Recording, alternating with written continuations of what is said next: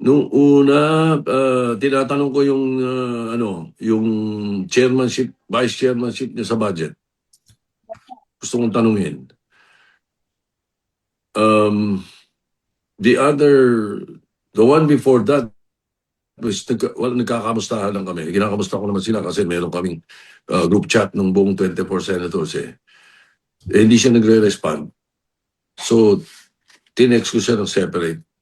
Nangangamusta lang ako kasi nung isang araw, hindi naman isang araw, mga 2 months ago, si Shara was with Nancy De La Rosa at nasa Jensen sila.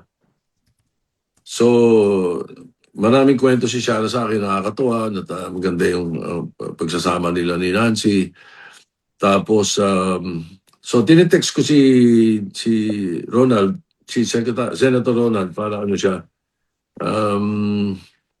para kamustahin at saka saka pasalamatan ko siya na ang ganda ng samahan nung asawa niya at saka nila Shara. Pati mga anak niya, ganoon. Yun, ganun yung mga text ko. Mga 2 or 3 times kaming, 3 times ako nag-text sa kanya. Pero I never received any reply. Lahat, sir, yan late last year, no? Yung last text niya is 2 months ago. Tama ba, sir? Or? Hindi. Mga 2 months ago yung mga pinag-uusapan natin mga text ko. Pero the last text ko was before the BICAM. Okay. Sir, Before the BICAM. since medyo matagal na din, sir, siyang wala, sir, hindi talaga kayo nag-inquire kung ano yung plano niya dun sa sa attendance niya, sa mga trabaho niya, like halimbawa in chairmanship niya, yung other tasks niya, or satisfied na kayo na for as long as na gagawa niya kahit offline or online yung mga submissions? Oo kasi marami naman kami mga nakasama nung araw pa hanggang ngayon na gano'n naman talaga eh. Hindi porke hindi pumapasok hindi umaandar ang opisina. Umaandar ang opisina eh. Si Laila gano'n nung araw. Si Sally Trillanes gano'n din nung araw. Noong panahon ni Senator Fernan, ni Celine Fernan, gano'n din. Nagkasakit. Tapos tuloy pa rin ang opisina niya. Tuloy pa rin yung mga pinapadalang mga perspective on different bills that we were discussing or opinions.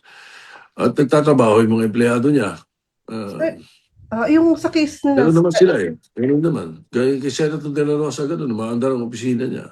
sir, yung kina Senator Laila kasi nakakulong yata sila, pati Senator Trillanes ba? Tama ba kanun? So parang, at least alam mo yung sitwasyon, sir, yung kay Senator Bato, na wala naman siya sa, kulungan. Well, ano yung valid reason for him being absent in the Senate?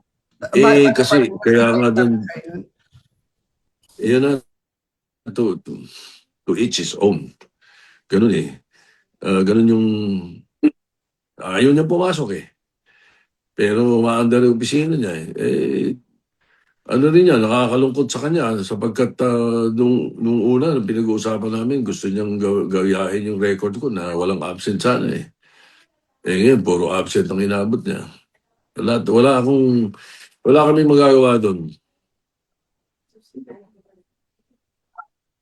Thank you, sir. Ito lang, the only time na mapipilit namin pumasok ang isang senador is kung kailangan ang boto niya.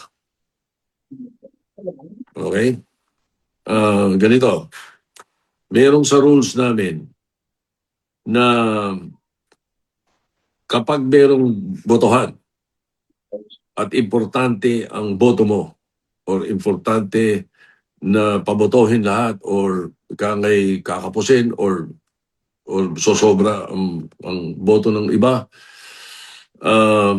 pwedeng imando ng Senate President na kunin, arestuhin yung senador at papuntahin sa Senate para bumoto. Merong ganun.